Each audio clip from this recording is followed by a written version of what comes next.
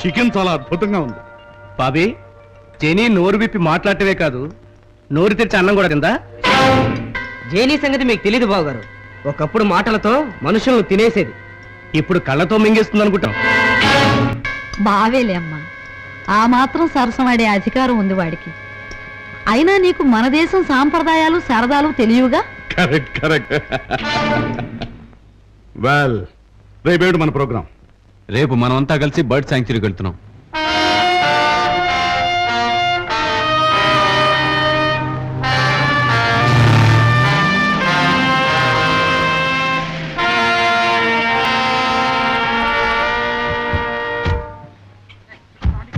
Come on.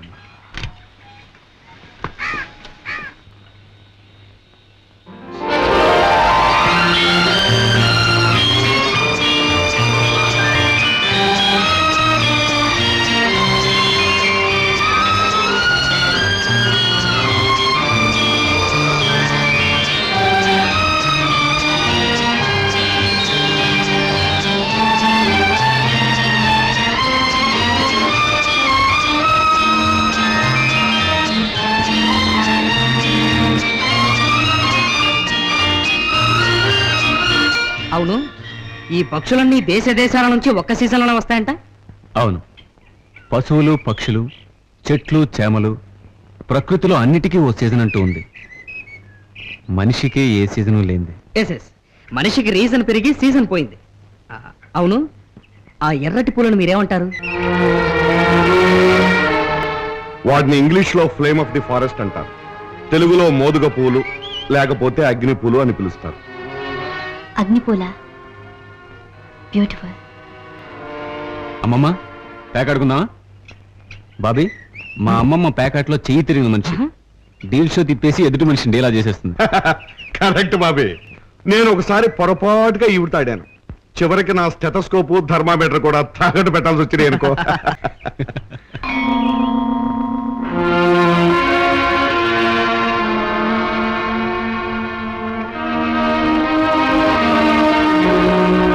Genie, genie, ఆ కొమ్మని ఇంకా పట్టుకుని వదలలేదు. ఆ పూలు అంత బాగున్నాయమ్మా నీకు? అవును డాక్టర్, నా గుండెల్లో రేగుతున్న మంటల్లా ఉన్నాయి. నా కళ్ళు మీకు అగ్నిపూలా కనిపించడం లేదా డాక్టర్? నీకు గుర్తుందో లేదో, చిన్నప్పుడు మీ నాన్న నిన్ను ఫ్లేమీ అని పిలిచేవాడు, నిప్పులాగా ఎర్రగా ఉంటావని. అందుకేనేమో ఈ అగ్నిపూలంటే అంత ఇష్టపడుతున్నావు. డాక్టర్, మా డాడీ గురించి ఇంకేదైనా చెప్పండి. మంచిగా మరో పేరమ్మా. ఒక్క మాటలో చెప్పాలంటే మానవ రూపంలో ఉన్న దేవుడమ్మ మీ నాన్న. ఒకసారి ఏమైందో తెలుసమ్మా, మీ నాన్న నేను ఇలాగే రోడ్డు వెంబడి నడిచి వెళ్తున్నాం. ఓ బిచ్చగత్తెకి ఒంటి మీద సరైన బట్టలేదు, చేతిలో నెల్ల పసిగుట్టుంది. అది చూసి జాలిపడి నేను ₹1 వేశాను. దాంతో మీ నాన్న ఆ డబ్బుతో ఆ తల్లికి బిడ్డకి చలి తీరిపోదంటూ తన చొక్కా విప్పి కప్పాడు. ఇంటికి షర్ట్ లేకుండా వెళ్ళి మీ తాత చేత నానా చివాట్లు తిన్నాడమ్మా. అంత జాలిగుండమ్మా మీ నాన్నది. అలాంటి తండ్రికి బిడ్డగా పుట్టినందుకు నేను ఎంతో గర్వపడుతున్నాను. ఒక్కొక్కసారి మా అమ్మ డైరీ చదువుతుంటే అలాంటి తండ్రి ఎవరికి ఉండరేమో అనిపిస్తుంది. ఆయనే కాని బ్రతుకుంటే మా బ్రతుకులు ఇలా శాపాలా మారేవి కావు, వరాలుగా మిగిలేవి. ఇప్పుడు ఏమైందమ్మా? ఇంకా ఏం కావాలి డాక్టర్? మా ఇంటికి మేం పరాయి వాళ్ళ దూరపు చుట్టాలా రావడం శాపం కాదు. It's all in the game. Doctor, ఇక్కడ గుడి, దాని దగ్గరలో మా డాడీ సమాధి ఉండాలి. ఎక్కడ డాక్టర్? ఈ విషయం నీకెలా తెలుసమ్మా? మా అమ్మ డైరీలో అన్ని వివరంగా రాసింది. ఓ ఐ సీ. అదిగోనమ్మా, అదే ఆ శివాలయం. వెళదాం పదా.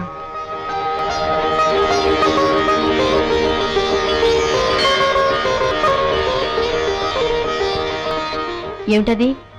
శివలింగం అమ్మా. అంటే దేవుడు. ఈ దేశంలో దేవుడు కూడా రాయనా? ఈ దేశంలో రాతిలో, చెట్లలో, పుట్లలో, పక్షుల్లో, పాముల్లో అన్నిటిలోనూ దేవుని చూస్తారమ్మా. మనుషుల్లోనే కనపడ్డు. జని, అదేనమ్మా మీ నాన్నగారి సమాధి.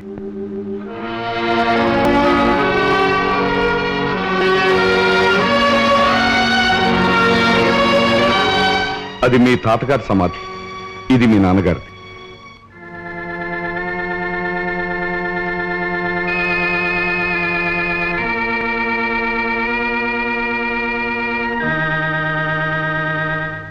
you, Dad. I love you.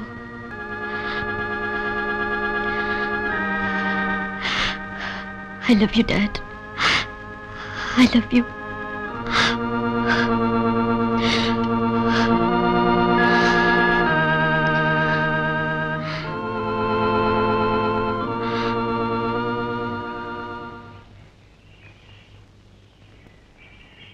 ఏమిటమ్మా చూస్తున్నా? చనిపోయిన వాళ్ళకు గుర్తుగా సమాధి కట్టే ఆచారం జమీందారులలో ఉంటే మా అమ్మ వాళ్ళ ఇంటి కోడలు కదా, ఆవిడికి సమాధి ఎందుకు కట్టలేదు? ఇప్పుడు అవన్నీ ఎందుకులేమ్మా. మీకు తెలుసు, అయినా జవాబు చెప్పలేరు. డాక్టర్ గారు, మా నాన్నగారు తరపు వాళ్ళు బ్రతికుండగానే మా అమ్మని నాన్నని వేరు చేయాలని ఎంతో ప్రయత్నించారు. అది సాధ్యం కాలేదన్న కసితో చనిపోయాక విడతీసి సంబరపడి ఉంటారు. అవునా? జెనీ, మా నాన్నగారు ఎలా చచ్చిపోయారు doctor?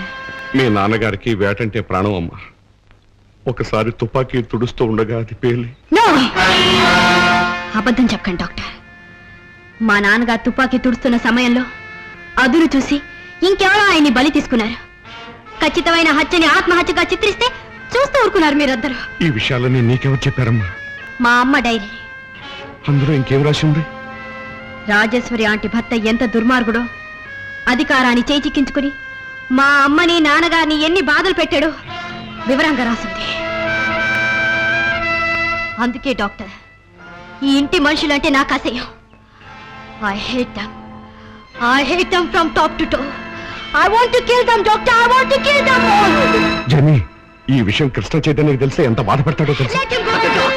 I don't care. I don't care for anybody.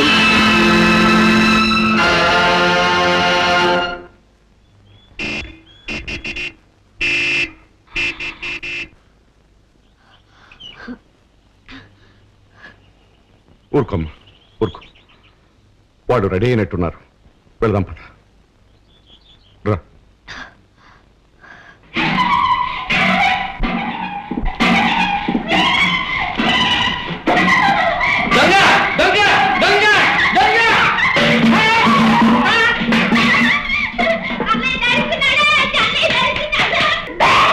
నీ బొంద అగ్నిసాక్షిగా తాళి కట్టిన ఈ వ్యధమని మొగుడెట్టారే మొగుడు.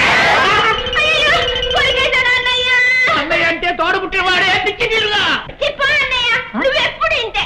ఒరే తమ్ముళ్ళు చెల్లాలు అందరు రండ్రా, ఆడుకుందాం అన్నయ్యతో కలిసి.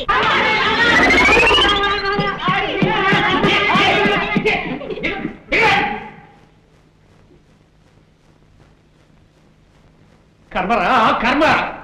ఎప్పుడు ఏ జన్మలో ఎవరికి ఏమి హాని చేసానో కానీ ఈ జన్మలో ఆ పాపం ఇలా కట్టి కుడుతూ ఉంది నన్ను. అంగా ఎంత పిచ్చి తిరిగైనా కట్టుకున్న వాడిని అన్న అని పిల్లల్ని తమ్ముళ్ళు చెల్లాయిలు అని పిలవడం నేను ఎక్కడా కని విని చావలేదే. ఇలా వరుసలు మార్చేసి సెంటిమెంట్స్ మీద దెబ్బ కొట్టేకే మంగ.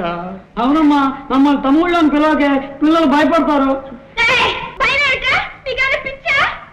అక్కడ నుంచి ఎవరైనా భయపడతారంటమ్మా.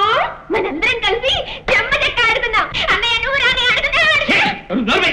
ఈసారి అన్నయ్యని పిలిస్తే నీ చర్మం వచ్చి పిల్లలకి పుస్తకాలు చదువుకుంటాను. జాగ్రత్త.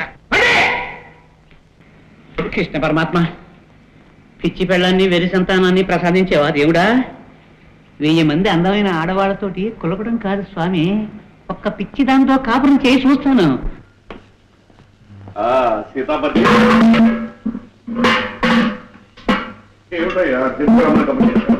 కబురు పెట్టానులేండి, నా మొహం కూర్చోండి. అవును, ఇల్లంతా నిశ్శబ్దంగా ఉందేంటి? మీ ఆవిడకి అసలు ఏమైందేంటి?